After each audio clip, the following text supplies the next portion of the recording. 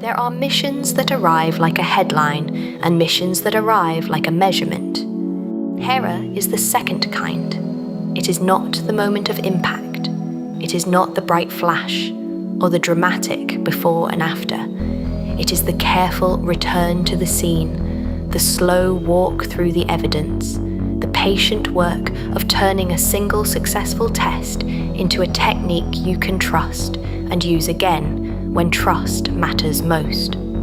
Because in planetary defense, the most important stories are rarely loud. They are quiet stories about timing, about uncertainty narrowed into confidence, about small forces applied early enough that the future changes shape without anyone feeling the push. And tonight, we'll follow the evidence gently, one calm detail at a time.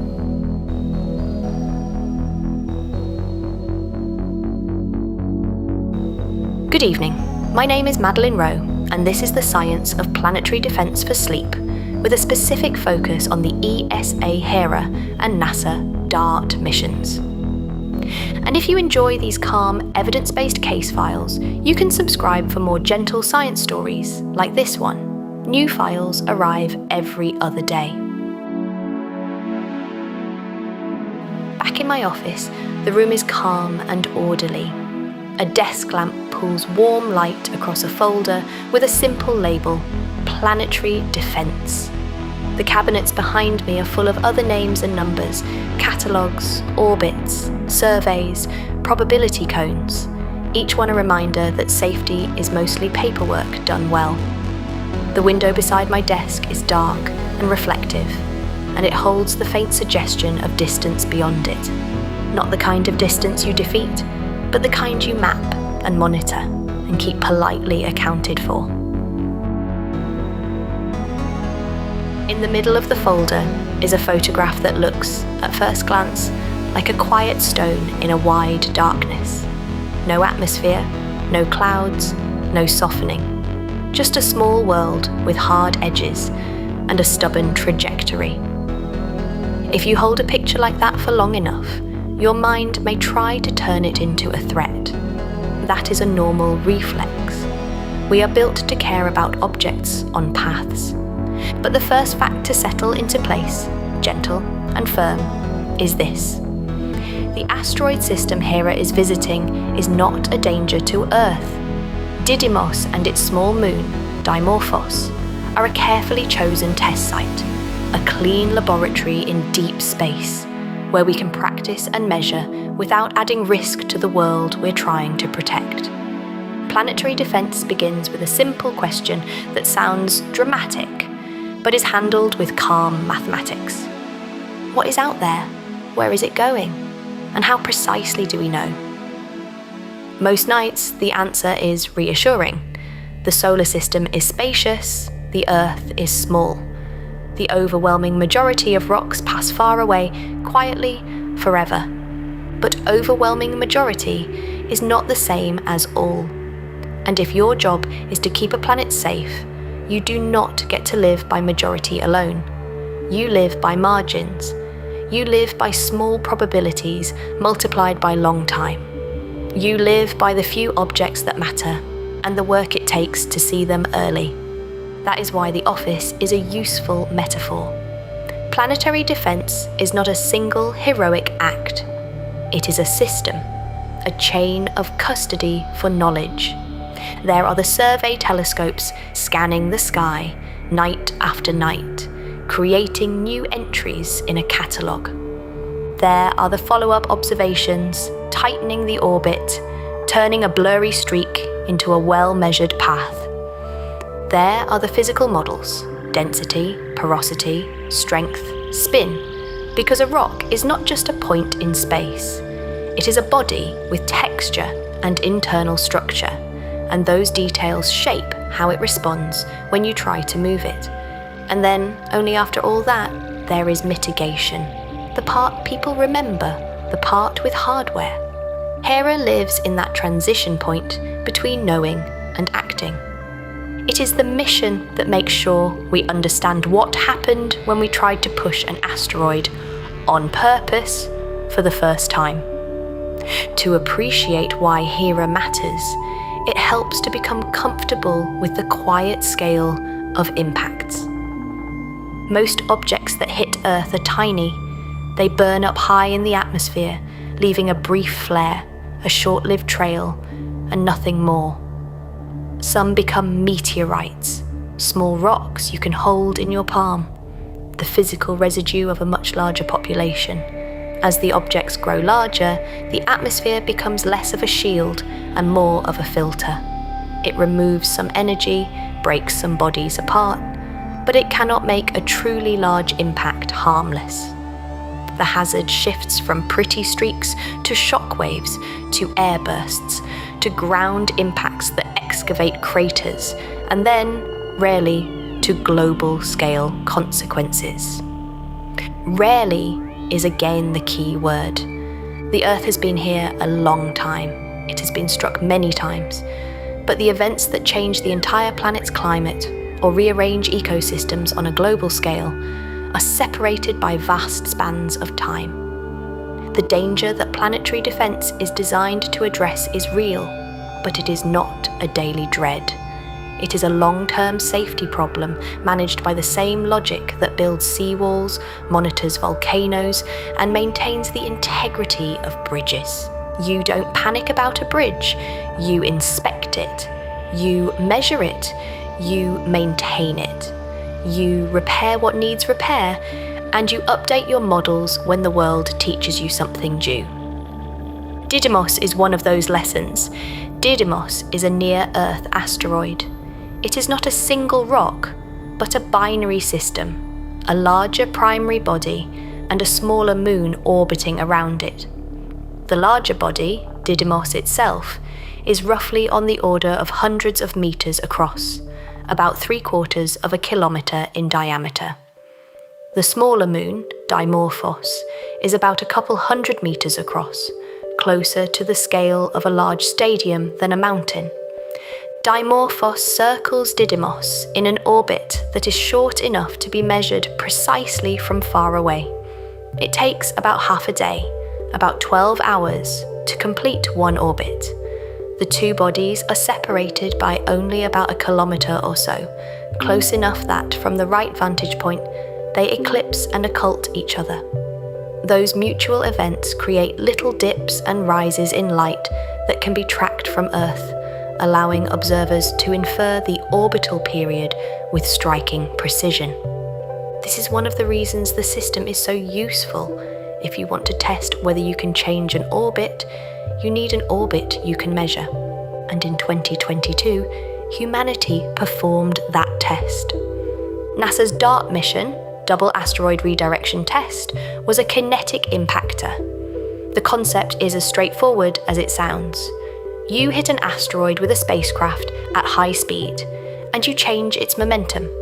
If you do that early enough, years or decades before a predicted close approach, the small change in velocity accumulates into a large change in position. The asteroid misses Earth, not because it was shoved violently aside, but because it was nudged gently and given time to drift to a different place along its orbit. In practice, nothing in space is purely straightforward. Even the simplest idea grows subtle as soon as you try to measure it.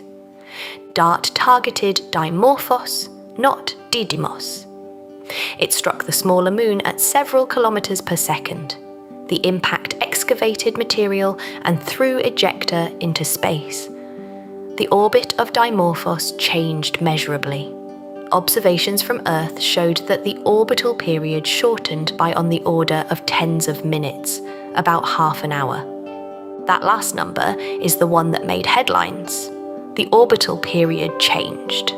The demonstration worked. But if you are trying to build a reliable planetary defense technique, the headline is not the end. It is the beginning of the careful questions.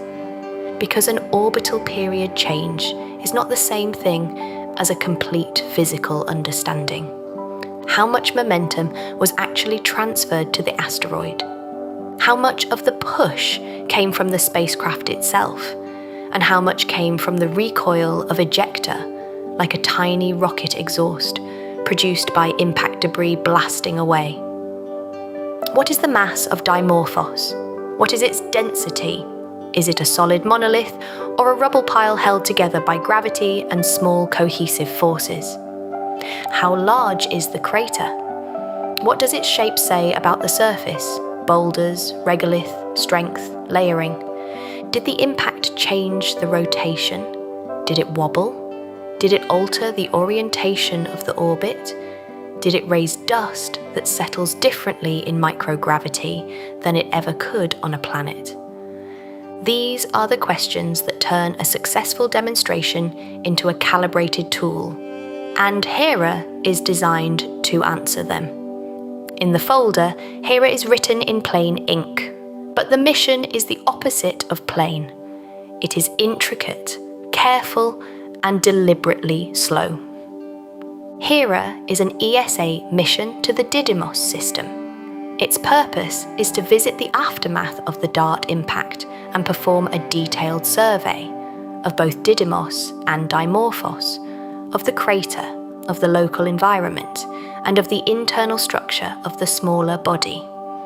The goal is not just to admire the damage, it is to quantify it, to measure it in enough detail that scientists can close the equations. Because orbital change is an outcome, the mission wants the cause.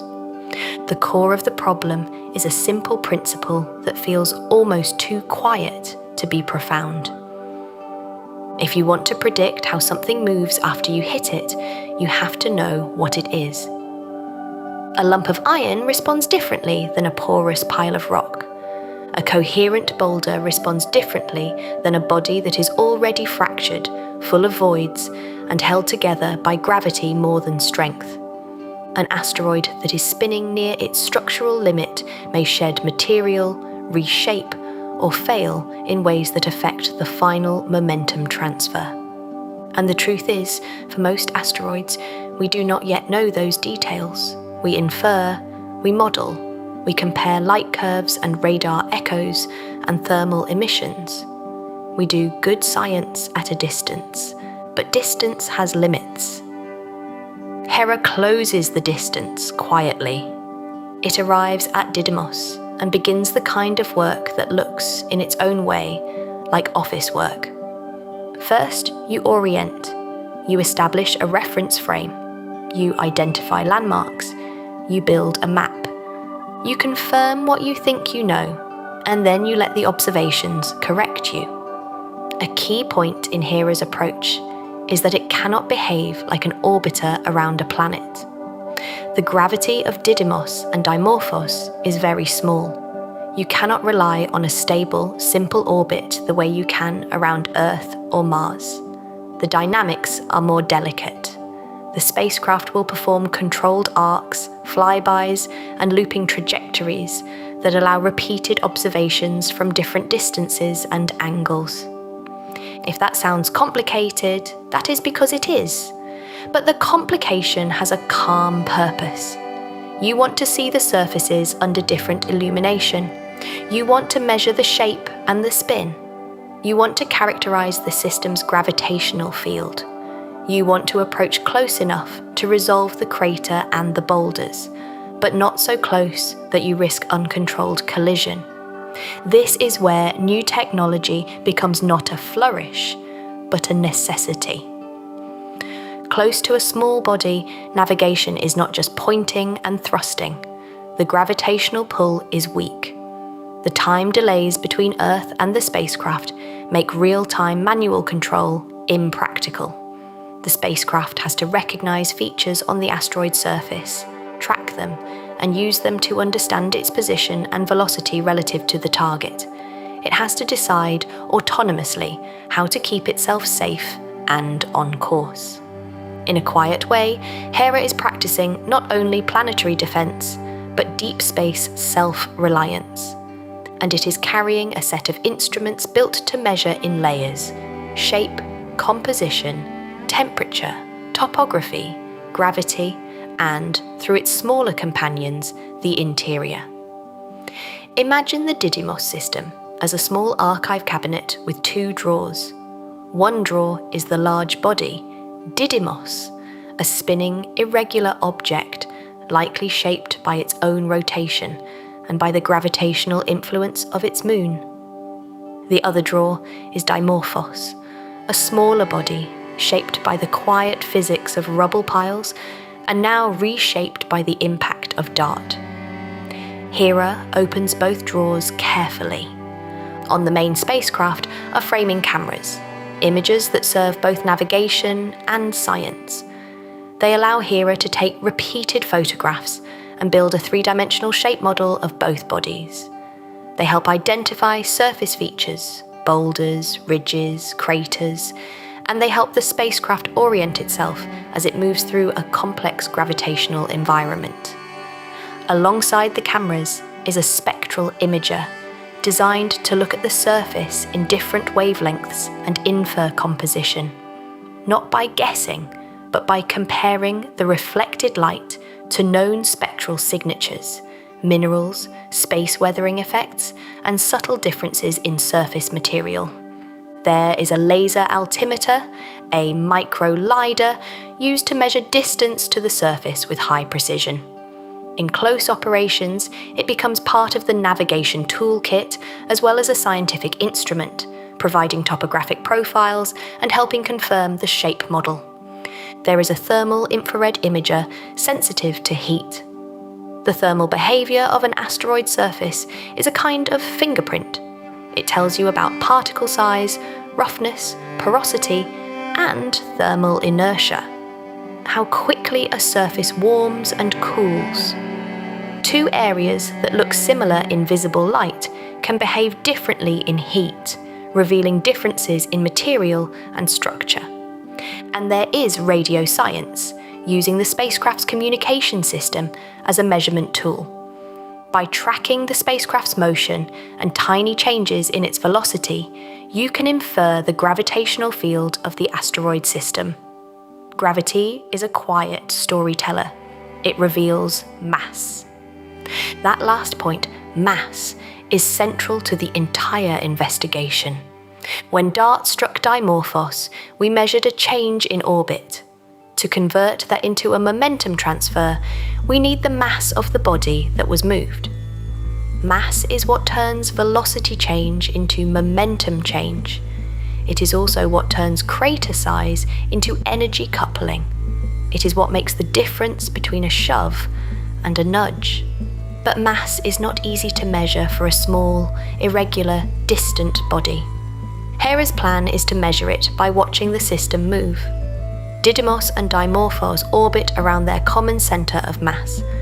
That centre is not in empty space by choice, it is fixed by the distribution of mass. If Dimorphos is more massive, the barycenter shifts. If it is less massive, the barycenter shifts back. By tracking landmarks and measuring the subtle wobble of Didymos as Dimorphos orbits, Hera can infer Dimorphos's mass.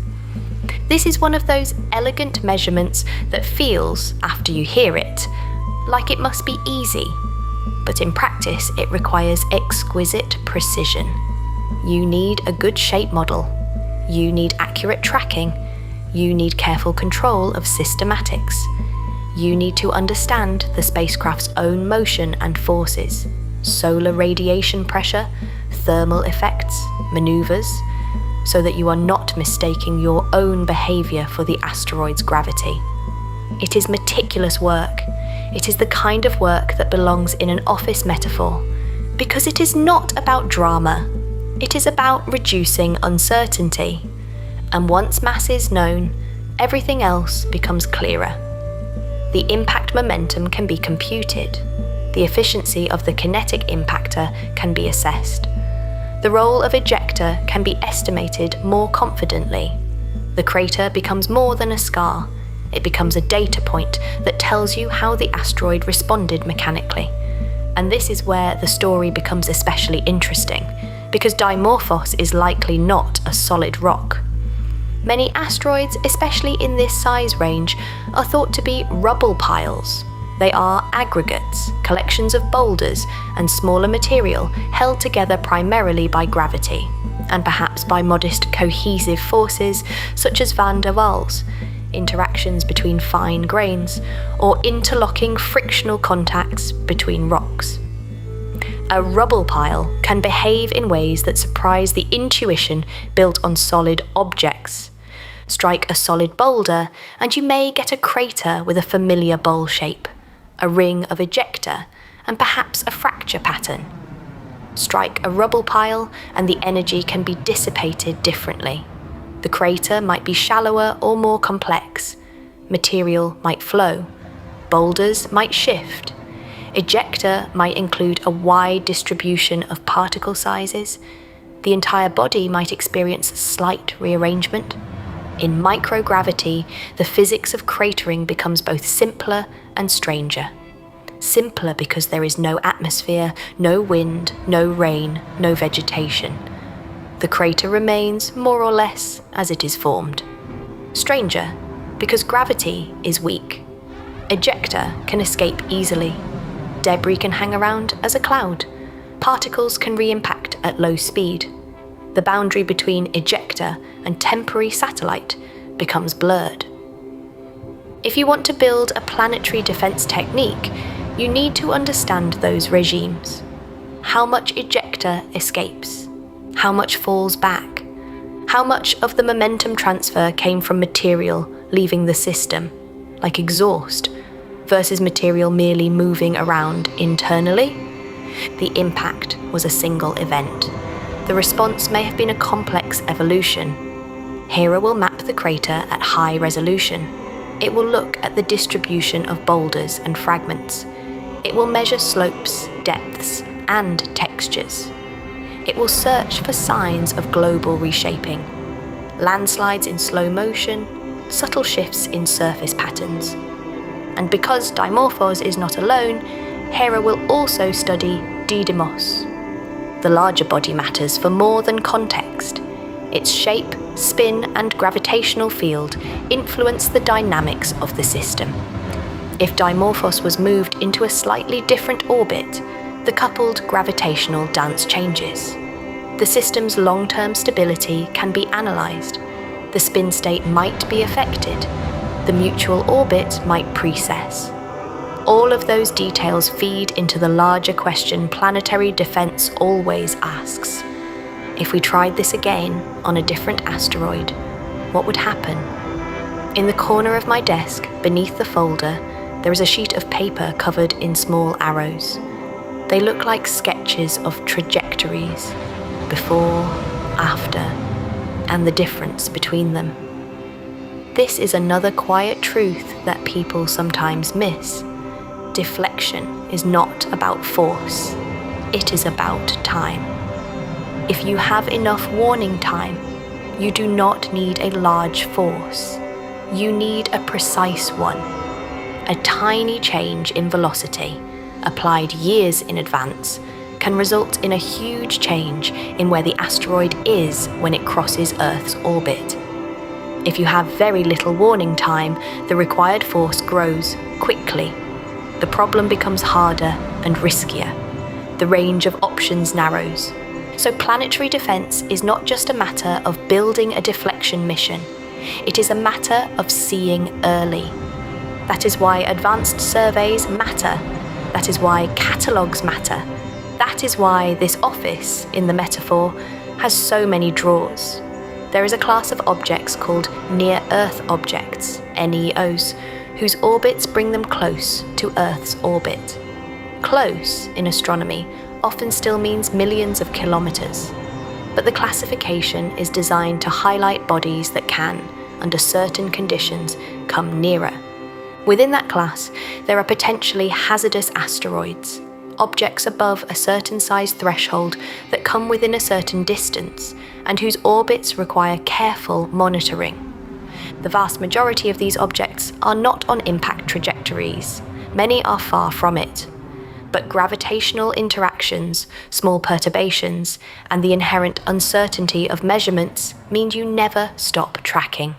You refine orbits over time. You update predictions, and the predictive game has a particular shape. At first, when an object is discovered, the orbit is uncertain.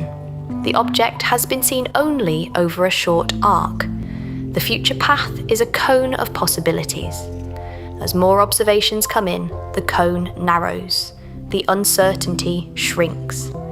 Sometimes, early on, an impact probability can rise, not because the object is becoming more dangerous, but because the uncertainties are shrinking in a way that temporarily increases the overlap between the uncertainty region and Earth. Later, as the orbit is refined further, the probability often drops to zero.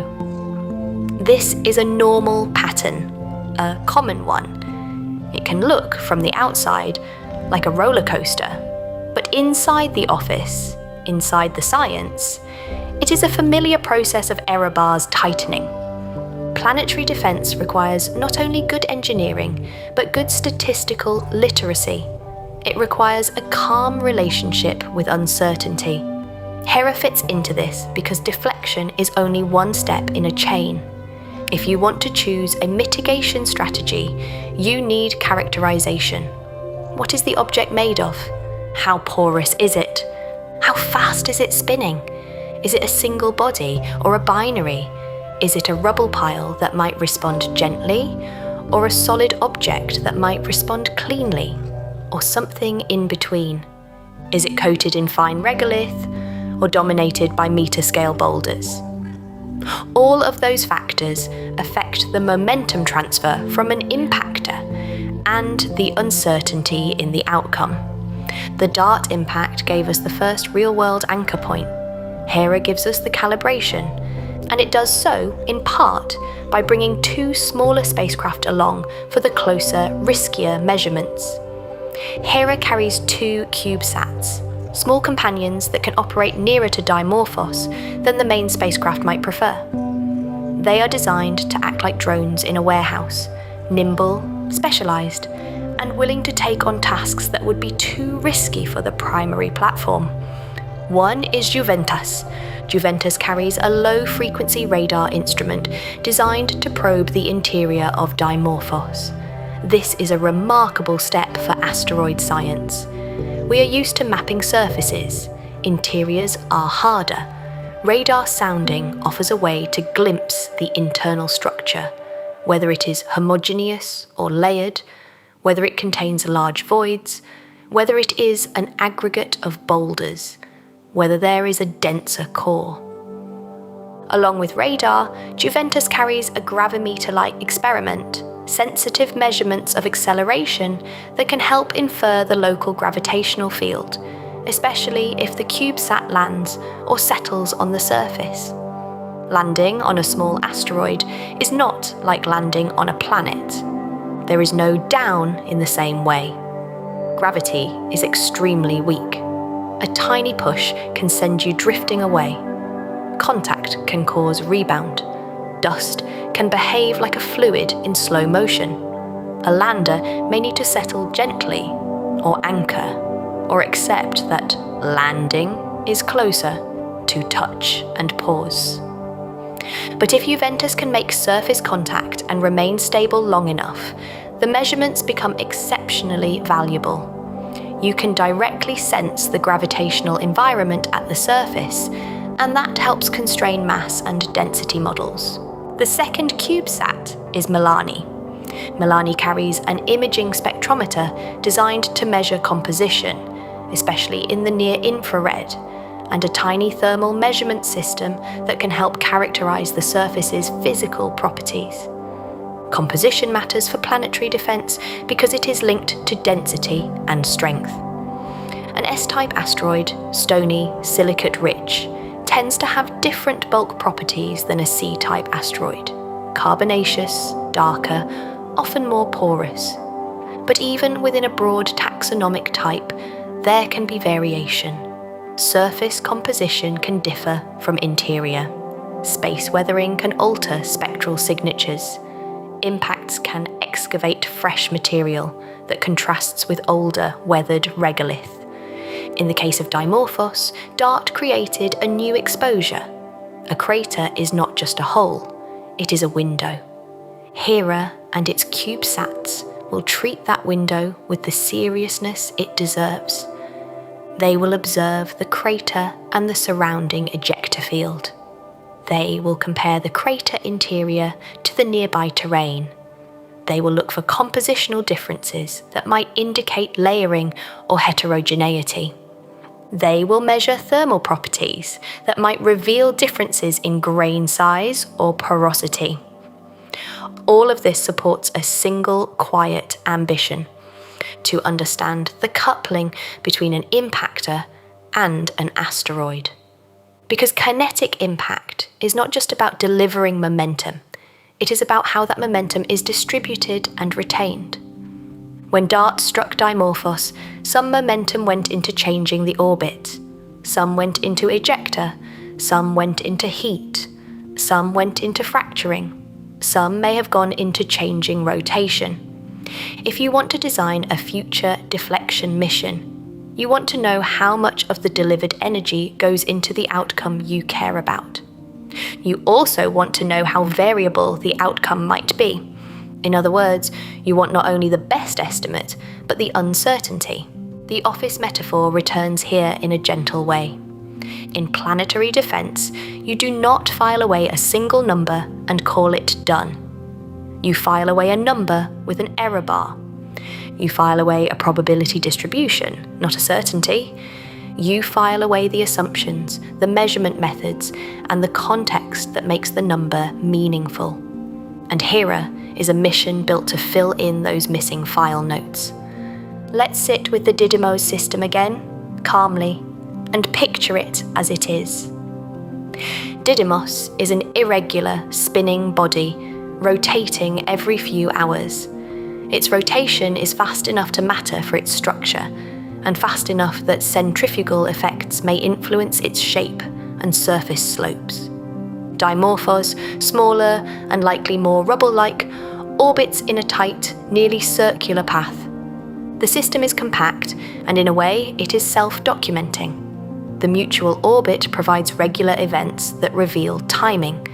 The geometry of the system can be constrained, and then DART's impact changed that timing. From Earth, observers measured the orbit shortening. It is tempting to see that as a final proof, a success. But planetary defense is not satisfied by success alone. It wants to know why the success happened and what it implies for other cases. Imagine two different asteroids. One is dense and coherent.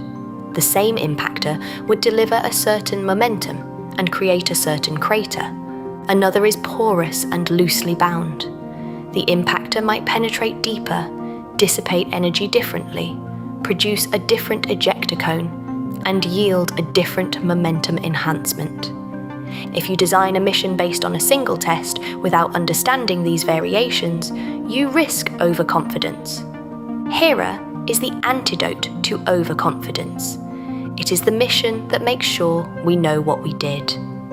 One of the most subtle and most important concepts in kinetic impact is the idea of momentum enhancement from ejecta. When you hit an asteroid, you are not simply transferring the spacecraft's momentum to the target like billiard balls. The impact excavates material. That material leaves the surface in a particular direction. The escaping ejecta carries momentum. By conservation of momentum, the asteroid experiences an additional recoil in the opposite direction. If more material is ejected at higher speed, the recoil can be significant. It can amplify the deflection beyond what the spacecraft's momentum alone would produce. This is a gift, in a way. Nature helping you. But it is also a source of uncertainty, because the amount and velocity of ejecta depend on the target's surface and internal properties. A porous surface might absorb energy and produce less fast ejecta. A cohesive surface might produce larger, faster fragments. A surface covered in fine regolith might produce a broad spray of smaller particles. Boulders might block or redirect the ejecta plume. Microgravity can allow particles to escape that would fall back on a planet. So to understand the deflection, you need to understand the crater and the ejecta field. Hera's high-resolution mapping of the crater is central. The mission aims to resolve features down to the scale of decimeters, small enough to characterize boulder distributions and crater morphology in detail. Crater shape is a narrative. It tells you whether the impact was in a strength-dominated regime or gravity-dominated regime. It tells you whether the surface behaved like a cohesive material or an aggregate. It hints at the energy coupling efficiency. The distribution of ejecta deposits tells you about the directionality and the post-impact environment. Even the absence of deposits can tell you something. Maybe most ejecta escaped, or maybe it dispersed widely, or maybe it returned slowly and uniformly. And beyond the crater, Hera will study the overall shape and surface of Dimorphos, looking for signs of global response. Did the impact create seismic shaking that mobilized regolith? Did boulders shift? Did the body's shape change slightly? Did the orbit become excited in a way that is still detectable? Did the spin state shift? In a binary system, you can sometimes infer subtle dynamical changes by careful tracking. Hera will contribute data that can constrain such effects. Now, to keep the story calm, it helps to remember what planetary defense is not. It is not a plan built around last-minute heroics. It's not about blowing up asteroids in desperation, nor is it about spectacular maneuvers performed days before impact. Those scenes belong to cinema because cinema likes compression. Real planetary defense likes early warning, redundancy, and slow confidence. The practical strategy is more like steering a ship long before it reaches the rocks. A tiny turn early, a gentle, continuous monitoring, a series of course checks, a willingness to revise the plan if new information arrives. In that sense, Hera is a course check. DART changed Dimorphos' orbit. Hera measures the result and the environment to make sure the technique can be scaled and predicted. The larger planetary defense system includes surveys that can find objects early. It includes follow-up observatories that can measure orbits precisely, and modelling efforts that can simulate impacts and their outcomes, as well as coordination between agencies and countries, because an impact risk is not a regional problem, it is a shared sky, and it includes public communication that treats the public like adults, capable of understanding probability, uncertainty, and the difference between potentially hazardous and imminently dangerous. In my office, the window is still dark. The light inside remains steady. Nothing in the room moves. Yet planetary defense, in its essence, is about motion. It is about the fact that everything is moving all the time, and that safety is the art of tracking motion accurately enough that you can predict and, when necessary, adjust. Hera will adjust nothing at Didymos. It is not a deflection mission, it is an investigation, but the investigation is a prerequisite for confident adjustment elsewhere. If you want to feel the calm logic of this, consider how we would respond if, someday, a newly discovered asteroid had a small probability of impacting Earth in several decades. The first step would be observations, refining the orbit, eliminating uncertainty. Often, the problem ends there, as the probability goes to zero. But if the probability remained non-zero after years of observation, the next step would be characterization, size, shape, rotation, composition, and, if possible, mass and internal structure. Only then would you choose a mitigation strategy. A kinetic impactor might be appropriate if the asteroid is within a certain size range and if there is sufficient warning time. A gravity tractor hovering near the asteroid and using mutual gravity to tug it slowly might be possible in a different regime, though it requires long durations and careful station keeping. A nuclear standoff explosion might be considered in extreme cases, not as a first option, but as a last resort for very large objects or short warning times, where other methods may not provide enough deflection. There are other concepts too: surface ablation, mass drivers, tether systems. Some are theoretical, some experimental, some impractical. The point is not to list them all. The point is to note that the choice depends on knowing the target, and Hera is a mission built around knowing. It is the return to the scene to measure the target properly. The Didymos system offers a rare opportunity because we already have a known perturbation. DART was a controlled experiment. The input was known: spacecraft mass, impact velocity, geometry. The output was partially known: orbital period change measured from Earth. Hera measures the missing variables that allow the system to become a completed experiment: mass, crater morphology, surface, and interior properties. This completed experiment can then be used to validate models of impact physics. Models matter because planetary defense is not built on single events. It is built on predictions for future objects we have not yet discovered or have not yet fully characterized. If a model is validated by Hera's data, we can trust it more. If it fails, we learn, we update, we improve. That is another reason the office metaphor is soothing. Science is not a theatre of certainty. It is a practice of improving files. You file away what you know, you annotate it, you revise it. Over time, the archive becomes more reliable. Now, consider the environment near a small asteroid.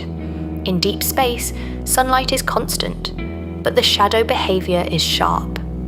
There is no atmosphere to diffuse light. When the asteroid rotates, the surface transitions abruptly from warm to cold, bright to dark. Thermal gradients can be steep. These gradients can produce tiny forces. The Yarkovsky effect, thermal emission acting like a small thrust, can alter asteroid orbits over long times. It is one of the reasons long-term orbit prediction requires careful physical modelling. On a rubble pile, the thermal properties depend on regolith. The grain size and porosity affect thermal inertia. A dusty surface warms and cools differently than a rocky one. Hera's thermal infrared imager can help characterize these properties. Why does that matter for planetary defense? Because if you are predicting an asteroid's future position decades ahead, small forces can matter. And because if you are planning a deflection, the surface environment affects crater formation and ejecta. Even the presence of a small dust cloud can matter for spacecraft navigation during close operations. Hera's approach to Didymos is built to manage these realities. At first, the spacecraft observes from farther distances. It builds a global model. It identifies safe trajectories. As it grows more confident, it moves closer, making repeated flybys and arcs that bring higher resolution. In close phases, autonomous navigation becomes critical. The spacecraft must track features and maintain safe distances. The laser altimeter becomes useful for navigation and topography. The imaging systems map the crater and boulder fields, and at the appropriate time, the CubeSats are deployed, taking on their specialized tasks. If you picture this as an investigation, it resembles a careful approach to a fragile scene. You do not step into the middle of it immediately. You photograph it first. You establish a perimeter. You document. Then, and only then, do you move in closer. One of the most valuable measurements Hera can perform is to tie together the dynamics and the geology. Dynamics tells you how the orbit changed. Geology tells you how the surface responded. Mass tells you how those two relate in terms of momentum. Interior structure tells you how generalizable the result is. For example, suppose Hera finds that Dimorphos is extremely porous, with a low bulk density, and with an interior that is a loose aggregate of large boulders and voids. That would suggest that kinetic impact can still work in porous bodies, perhaps even with momentum enhancement from ejecta. But the crater morphology and energy coupling might be different than in a dense object. Suppose Hera finds evidence of a more cohesive interior, or a denser core. That might change our expectations of how similar bodies respond. Suppose Hera finds that the crater is unexpectedly large, suggesting efficient excavation and significant ejecta momentum. That would inform the expected beta factor, the momentum enhancement ratio. Suppose, instead, the crater is modest, and the ejecta deposits suggest much of the energy was absorbed or redistributed internally. That might lower expected enhancement. These are not just academic curiosities. They affect how large an impactor needs to be, how precisely it must strike, and how much warning time is required. They affect mission design, and mission design affects cost, feasibility, and political willingness. So Hera is not just measuring an asteroid, it is measuring confidence. In the broader planetary defense landscape, confidence is a kind of resource. It is what allows leaders to make decisions without panic. If an object were discovered that required deflection, the conversation would involve multiple agencies and multiple countries. It would involve risk assessment, mission planning, and public communication. In such a situation, you do not want to be learning the basic physics on the fly. You want the physics to be well tested and the file to be thick and well annotated. Ultimately, you want Hera's results already in the archive. That is why the mission feels so quietly important. It is the kind of preparation that rarely gets celebrated in the moment, but which makes future action calmer. Now, let's step gently through the concept of a kinetic impactor again, and refine it until it feels intuitive. Momentum is mass times velocity. If you have a spacecraft of mass m travelling at velocity v relative to the target, the momentum is m times v. When it impacts, that momentum is transferred to the target system. In the simplest case, you might imagine it as a direct addition. The asteroid's velocity changes by an amount equal to the spacecraft's momentum divided by the asteroid's mass. But in an impact, there is an additional contribution from ejecta. If the impact excavates material and sends it away at speed, the ejecta carries momentum. The recoil of that momentum adds to the asteroid's change in momentum. The total momentum change is therefore larger than the spacecraft's momentum alone, potentially. This is often described by a factor sometimes called beta, the ratio of momentum transferred to the target to the momentum carried by the spacecraft. If beta is 1, there is no enhancement. The target gets exactly the spacecraft's momentum. If beta is greater than 1, ejecta has contributed additional recoil, increasing the total momentum change. Beta depends on many factors: impact angle, velocity, target composition, porosity, cohesion, surface roughness, and microgravity effects. DART gave us a real-world case where we can infer beta indirectly, but only if we know the target mass. Hera measures that mass. It also measures crater size, which provides constraints on energy coupling and ejecta mass. Combined, these measurements allow a more direct assessment of momentum enhancement. The result is not a single number.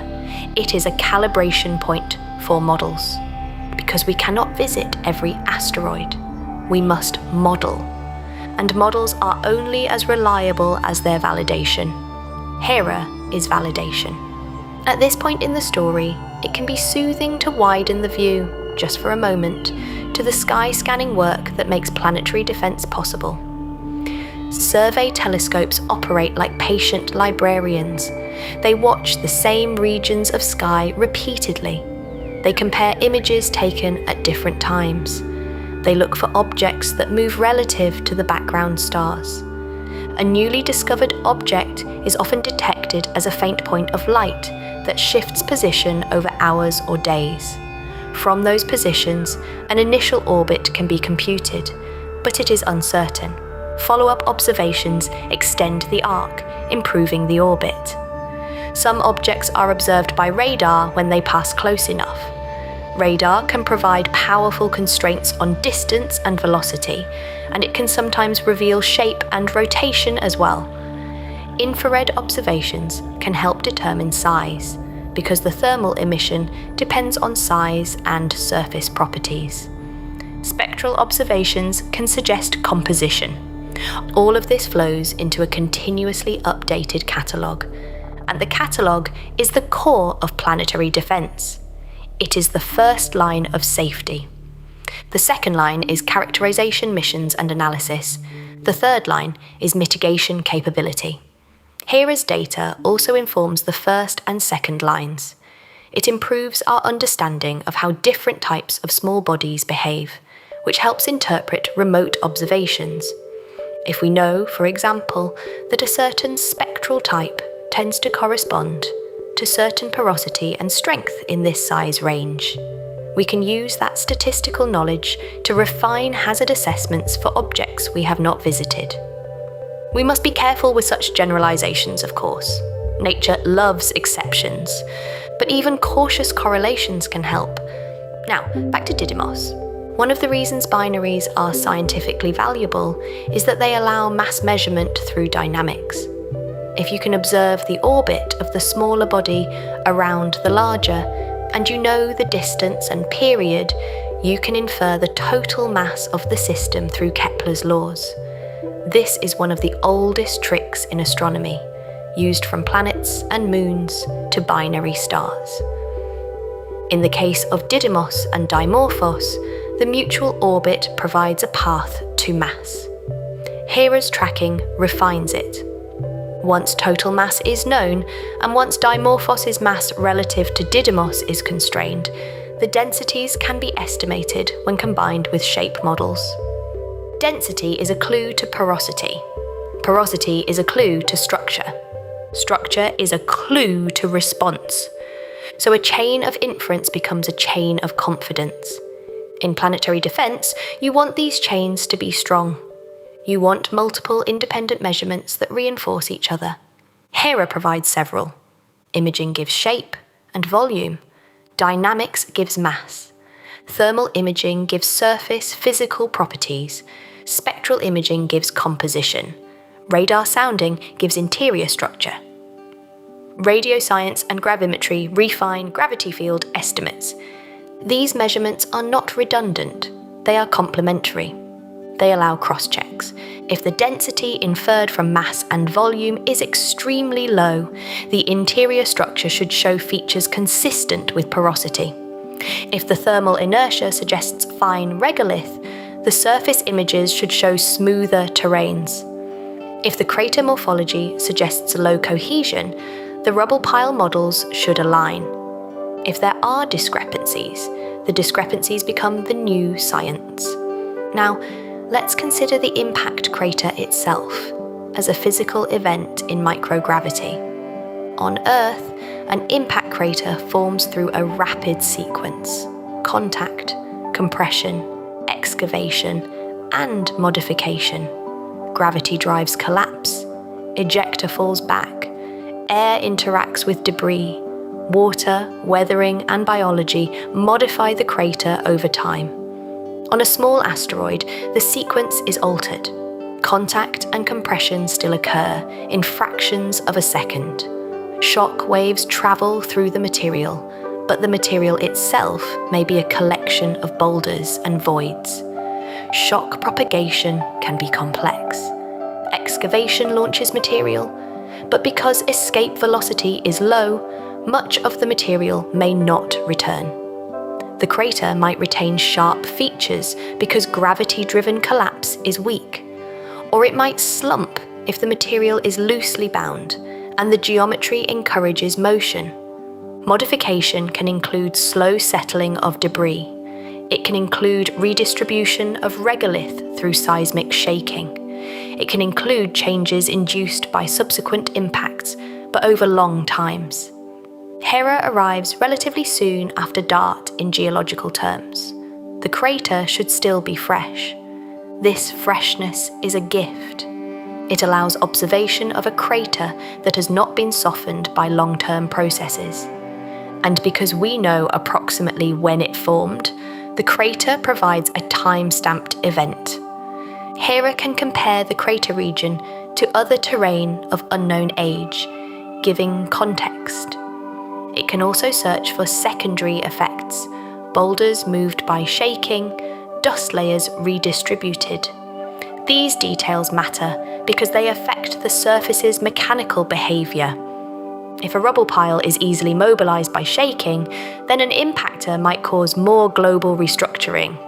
If it is relatively stable, the response might be more localised. Either way we learn. Now, the CubeSats deepen the story. Radar sounding is one of those techniques that feels almost like magic, but it is grounded. You transmit radio waves, they propagate through material. Changes in dielectric properties, voids, and boundaries cause reflections. By analysing the returned signals, you infer structure. The resolution depends on wavelength and geometry. Low-frequency radar can penetrate deeper, but with coarser resolution. The point is not to create a perfect CT scan. The point is to distinguish major classes of interior. Is it monolithic or rubble pile? Are there large voids? Is there layering? Are there dense boulders embedded in finer matrices? Is there a cohesive core? Juventas provides the first direct measurement of an asteroid interior through radar, and that is an important milestone. It is also important because in planetary defense, interior structure is one of the largest unknowns. An asteroid's response to an impact depends not only on its surface, but on how energy travels into the body. A monolith may fracture in a predictable way. A rubble pile may absorb energy through rearrangement. A fractured body may behave in between. Without interior information, you must assume. You must model across a range. With interior information, you can narrow the range.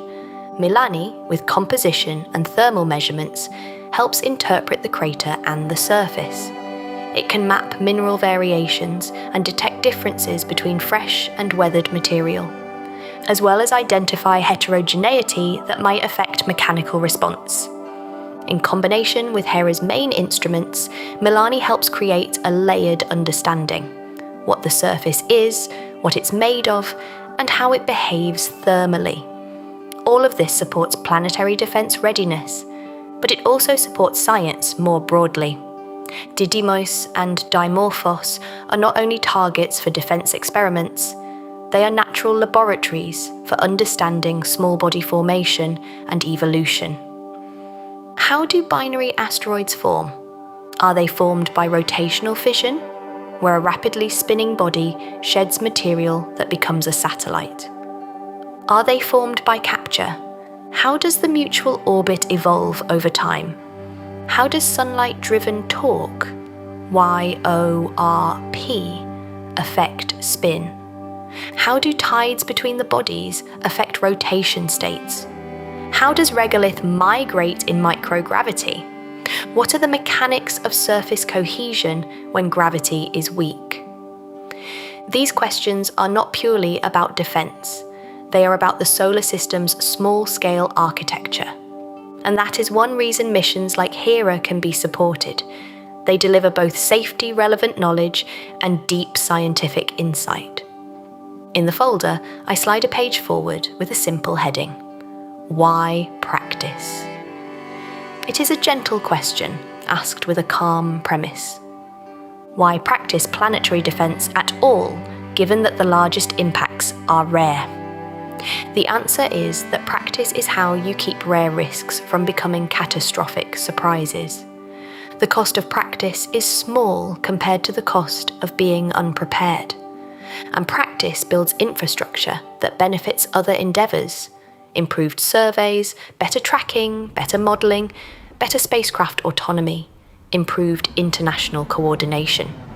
Even if a deflection is never needed in our lifetimes, the practice strengthens the way we operate in space. And if it is needed, the practice makes action calmer.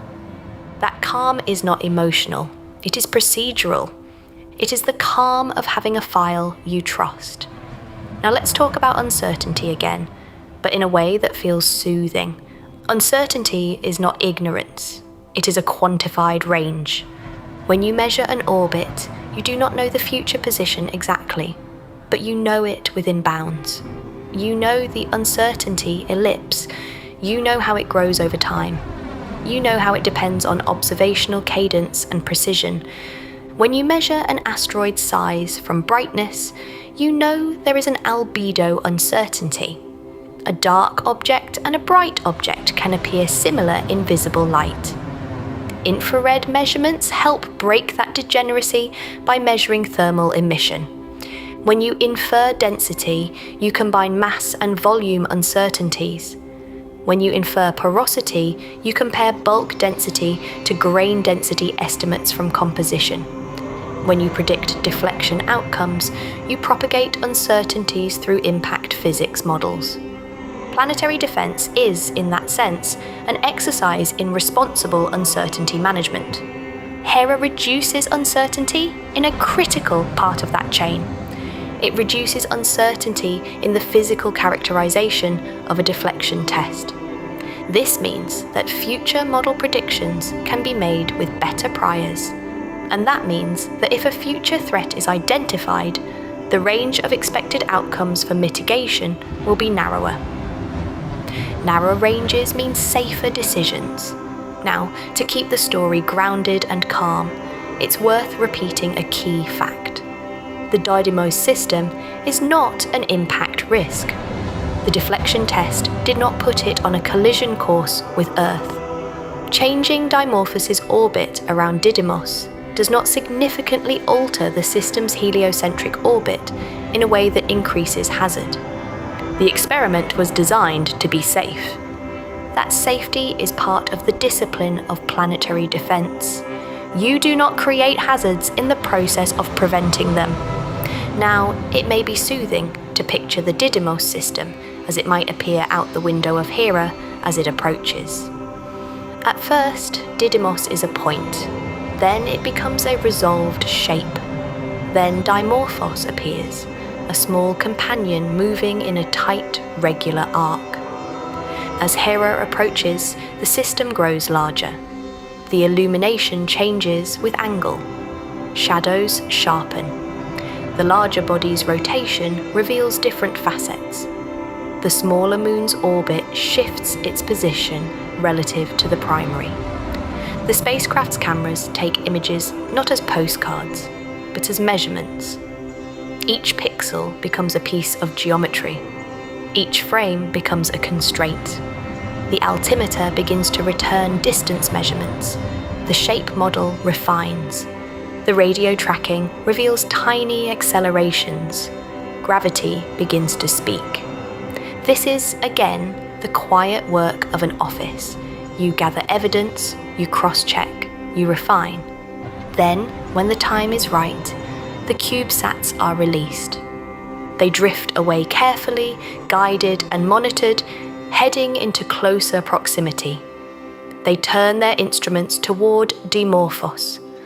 Milani begins to map spectral signatures, looking for mineralogical differences. Juventas begins radar sounding, sending signals into the small body, listening for echoes. If Juventas attempts a surface contact, it does so gently. Touching an asteroid is like touching a feather in slow motion. The forces are small, but the consequences can be large. If it settles, it measures, it listens. It becomes a tiny station on the surface of a world that, until recently, was only a point of light in a telescope. All of this is done not because we like to know, though we do, but because knowing makes protection possible. Protection is not a wall in space. It is a prediction. The way you protect a planet is to know the trajectories of rocks. And if you need to change a trajectory, you need to know the rock. Hera is a mission about knowing the rock in the aftermath of a change. Now, there is another quiet layer to the story: technology demonstration. Spacecraft autonomy is not only about convenience, it is about enabling missions that would otherwise be impossible. In close proximity to small bodies, navigation must be precise. The gravitational environment is irregular. There is no atmospheric drag to help circularize trajectories. Perturbations matter. Visual features can be confusing as the field of view fills with the asteroid's surface. Autonomy allows the spacecraft to respond quickly to unexpected situations. If the spacecraft detects a hazard, it can perform a collision avoidance maneuver. If feature tracking becomes unreliable, it can switch strategies. If lighting changes, it can adjust. In the context of planetary defense, autonomy matters because a deflection mission might require precise timing and targeting. It might require operations close to an asteroid, perhaps even a binary. Technology proven by Hera can support future missions. In other words, Hera improves not only our models, but our ability to execute. Now let's return to the deeper conceptual heart of planetary defense: warning time. Imagine you discover an asteroid with a potential Earth impact in 40 years. If you have 40 years, you can do a lot. You can observe it and refine the orbit until you know the risk precisely. You can send a reconnaissance mission to characterize it. Then you're able to send one or more kinetic impactors if needed, adjusting the plan based on reconnaissance. By measuring the effect, you can then, if necessary, do a second deflection. You can, in other words, treat the problem as an engineering project. Now imagine the same asteroid is discovered with only 5 years of warning. The survey system might still detect it, but the time to refine orbits is shorter. A reconnaissance mission might not arrive in time, or might arrive too late to inform mitigation. A deflection mission might still be possible, but with less margin. The required velocity change might be larger. The uncertainty in outcome might be more consequential. Now imagine only 1 year of warning. The space mission options narrow further.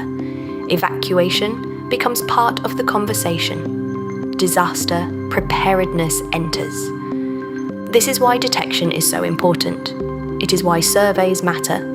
It is why the first step of planetary defense is always find and track. And it is why missions like Hera matter too, because if you ever have to act, you want the physics of action to be well understood. If you have decades, you can afford gentle nudges. If you have little time, you might need stronger actions, and stronger actions carry more uncertainty. So the most peaceful planetary defense strategy is to improve detection and understanding early. In that sense, planetary defense is a long exhale, a steady attention. Now, the Didymos system also offers a reminder that small bodies are not inert. They spin, they evolve. They can be close to structural limits. Didymos rotates in a few hours. A rotation that fast can influence how material sits on slopes. It can shape the body through centrifugal effects. It can also indicate that the body is either cohesive enough to remain intact, or that it has a shape and internal structure that supports such rotation. Understanding spin states matters because spin affects deflection outcomes. If an asteroid is rotating, the impact geometry changes with time. The local surface velocity and orientation differ. The effective momentum transfer direction may vary. If an asteroid is rotating near its limit, an impact might trigger mass shedding or reshaping. In a binary system, the dynamics are even richer. Tidal interactions can alter spin states. The orbit can be affected by mutual gravitational torques. The system can evolve under sunlight-driven effects. Hera's measurements will improve our understanding of these coupled dynamics, and that improves both science and defense. Because if a future threat is a binary asteroid, the mitigation strategy must account for binary dynamics. It may not be enough to deflect one body, you may need to consider the system. Now, an important calming note. The solar system contains many binaries, but not all. Many asteroids are single bodies. Didymos is a specific case chosen for its measurability, but the physics learned can inform other cases. The concept of momentum enhancement, crater formation, and rubble pile response is broadly relevant. Now, it can be soothing to imagine how this knowledge becomes operational. In the metaphorical office, there is a binder labelled kinetic impact. Inside are model results, laboratory experiments, numerical simulations, and now a real-world test. Before DART and Hera, the binder was full of extrapolations. We studied cratering in labs, but lab gravity is Earth gravity. We studied impacts in simulations, but simulations require assumptions about material properties. We observed asteroid surfaces up close with other missions, but those were not controlled deflection experiments. Now, with DART and Hera, the binder gains a new section: validated case. A case where we know the impactor and the target, and we can measure the outcome in detail. That section will not make all uncertainty vanish. Nothing does. But it will anchor the models. It will reduce the spread. It will allow better design. It will inform how large a future impactor should be, how to choose impact geometry, and what range of outcomes to expect for different target classes. And that is the difference between a demonstration and a capability. Now, I want to linger on one more subtlety, because it matters for how we think about deflection. Deflection is not about changing the asteroid's orbit dramatically, it is about changing its arrival time at a crossing point. Imagine an asteroid and Earth as two runners on a track. If the asteroid is predicted to arrive at a certain intersection point at the same time Earth arrives, you have an impact. If you speed up the asteroid slightly, it arrives earlier when Earth is not there. If you slow it down slightly, it arrives later when Earth has passed. The required speed change can be very small if applied early enough. This framing is useful because it makes the problem feel less like pushing a mountain and more like adjusting a schedule. In that sense, planetary defense is about timing, and Hera is about understanding how timing changed in a real case. Now, let's return to the crater again and think about what Hera might see. The DART impact site might show a fresh excavation, a depression with sharp edges, an ejecta blanket if material fell back, perhaps asymmetric, depending on impact angle and local topography. There may be boulders exposed that were previously buried. There may be fine regolith redistributed. The crater interior might reveal different material, perhaps less weathered, perhaps different in composition. There may be a field of blocks thrown outward, or there may be a smoother pattern if the target was fine-grained. In microgravity, some ejecta might have escaped entirely, leaving the crater region clean. Some might have gone into orbit around Didymos temporarily, then collided elsewhere, creating secondary deposits. The pattern of deposits can tell you about ejecta velocities and directions. The crater depth to diameter ratio can hint at material strength.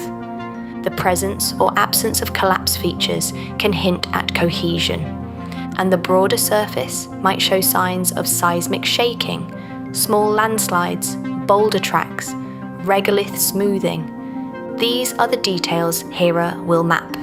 Now, in addition to crater science, Hera will likely contribute to understanding the surface environment itself.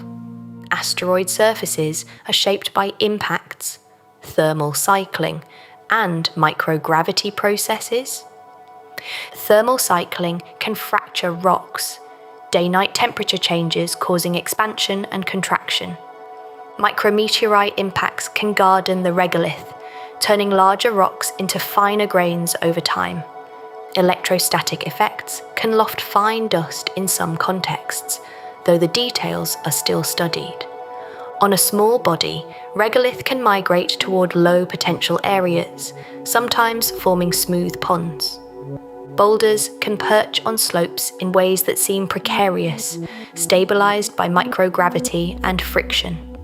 Understanding these processes helps interpret crater response. It also informs spacecraft operations because dust and regolith behavior can affect landers. Now, the story might feel, at this point, like it is very focused on Dimorphos. That is appropriate, because Dimorphos is where the impact occurred. But Didymos itself is not merely the background, it is part of the experiment. The gravitational field of Didymos shapes Dimorphos' orbit. The mass distribution of Didymos affects barycenter location. The shape of Didymos can influence the stability of close trajectories. The rotation of Didymos can indicate structural properties. And in some formation scenarios, Didymos may have shed material to form Dimorphos, linking their compositions and structures. Hera's study of Didymos provides context and constraints. Now, in a planetary defense context, why do we care about binaries? Because a binary can complicate deflection. If a future threatening object is binary, a kinetic impactor could target one component, but the mutual orbit and gravitational interactions could influence the outcome. The system might respond differently than a single body. Understanding binary dynamics is therefore valuable. Didymos becomes not only a deflection test site, but a training ground for more complex targets. Now, I want to gently address one more common misconception, because it can be soothing to replace misconceptions with clearer pictures. People sometimes imagine planetary defense as destroying an asteroid. In most cases, destruction is not the goal. Breaking an object apart can create multiple fragments. Depending on the context and timing, those fragments might still be hazardous. A cloud of debris might spread out, but not enough to miss Earth. Or it might create multiple impact points. It can increase uncertainty. Deflection, when possible, is preferable because it preserves control. It changes the orbit without creating additional objects. A kinetic impactor does not necessarily destroy an asteroid. It creates a crater and transfers momentum. The object remains largely intact, especially for larger asteroids. DART did not destroy Dimorphos. It altered its orbit and excavated material. Hera's measurements will help quantify how intact the body remained and how the impact affected its structure. That knowledge supports the preference for deflection. Now, step back again and let the office metaphor settle in. Planetary defense is a quiet form of care. It is care expressed in ephemerides, in orbital elements, in covariance matrices, in shape models, in thermal inertia estimates. It is care expressed in spacecraft that fly for years to nudge or measure, in addition to care expressed in international coordination documents and agreed-to protocols. It is, in a way, the world's most patient insurance policy. And Hera is one of the policy's most important audits. Now, in the folder, there is a page with the phrase, "closing the loop." It is written simply, but it points to the heart of why Hera is paired with DART. DART was the action. Hera is the measurement that closes the loop. Without Hera, we would know that DART worked in the sense of orbital change. With Hera, we will know how it worked in the sense of physics. That difference matters. Because if you want to replicate a technique, you must understand causality, not just outcome. Now, it may be calming to imagine the practical uses of Hera's data beyond the specific deflection case. For instance, the interior radar data from Juventas could inform our understanding of how rubble piles are assembled. If Dimorphos is a rubble pile, what is the size distribution of internal voids? Is there a dominant boulder size? Is there layering that suggests accretion history? Does the interior show compaction? These questions inform models of asteroid formation and evolution. They also inform the mechanical response to impacts. The surface composition data from Milani can inform how regolith is distributed and how fresh exposures differ from weathered surfaces. The thermal data from Hera can inform how heat moves through porous material, which matters for long-term orbital evolution via thermal forces. The gravity measurements can inform how mass is distributed, which matters for stability and dynamics. All of this becomes part of the broader small body knowledge base that supports both science and defense. Now, let's revisit the idea of surveys and the future of detection, but keep it calm and general. The sky is vast. The number of small bodies is large. Surveying is therefore a statistical endeavour. You will not find everything immediately. You improve coverage over time. New survey projects, improved detectors, and better processing algorithms increase discovery rates. Infrared surveys are particularly valuable because they are less biased by surface reflectivity. They see thermal emission, which is more directly tied to size. Wide-field optical surveys increase cadence and coverage. They can detect fast-moving objects and build large catalogues. Follow-up networks are crucial because discovery without follow-up leaves an orbit uncertain. Over time, the catalogue grows and the risk from unknown objects shrinks. But the catalogue will never be perfect. There will always be smaller objects and unusual orbits. So planetary defense remains an ongoing practice, not a finished project. And because it is ongoing, every calibration point matters. Hera is a calibration point. Let's imagine a future scenario, not as a drama, but as a procedural case. A newly discovered object is found to have a small chance of impact in 30 years. The orbit is uncertain. Observations continue. The chance fluctuates, then stabilizes. Suppose it remains non-zero. A reconnaissance mission is planned. It visits the asteroid, measures mass, shape, spin, and perhaps interior. Based on these measurements, a kinetic impactor mission is designed. The impactor is launched. It strikes the asteroid. The orbit changes slightly. Follow-up observations from Earth confirm the change. Perhaps another spacecraft arrives to measure the crater and refine the model. At each step, decisions are made with data. This is how planetary defense should work, calmly, stepwise. But the confidence to do so depends on having validated models and experience. Hera provides both. It provides experience operating near a binary asteroid and a validated impact outcome characterization. It provides proven autonomy techniques as well as instrument heritage. In all, it builds a chain of competence. That chain is the real defense. Now, to bring the story back to the emotional tone, quiet and steady, it helps to remember that the universe is full of motion, and yet life on Earth is mostly unaffected by it day to day. The sky is not hostile, it is simply active. Planetary defense is our way of being responsible within that activity. It is our way of paying attention. Hera at Didymos is a symbol of that attention, a spacecraft travelling to a small system to measure a small change with great care. Now, in the folder, there is a final section that reads like a conclusion, but we will treat it gently, not as an ending, but as a settling. It says, what will we know? After Hera, we will know the mass of Dimorphos with much greater confidence. We will know the crater's size and morphology in detail. We will have maps of both bodies, shape, surface features, and composition. We will have thermal properties that inform surface physical state. We will have improved gravity field models and a refined understanding of the system's dynamics. We may have direct interior measurements from radar sounding.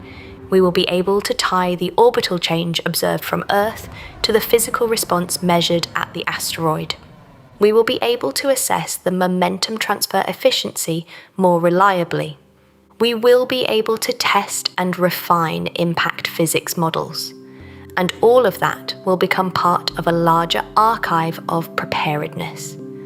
This is the quiet purpose of Hera. Not a spectacle, but a standard. Not an emergency, but a rehearsal. Not fear, but competence. Back in my office, the desk lamp continues to pool light across the folder.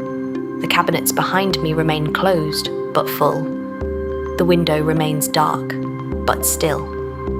The mug's steam rises, curls, and disappears, like a small correction that keeps a long trajectory true. Outside, the Earth continues to move through space, unbothered, protected not by walls, but by attention. And far away, in a small binary system, a crater waits to be measured, patient evidence in a quiet place. For now, we close the folder gently, not because the story is over, but because the next part is already on its way, and it will arrive not with confetti, but with data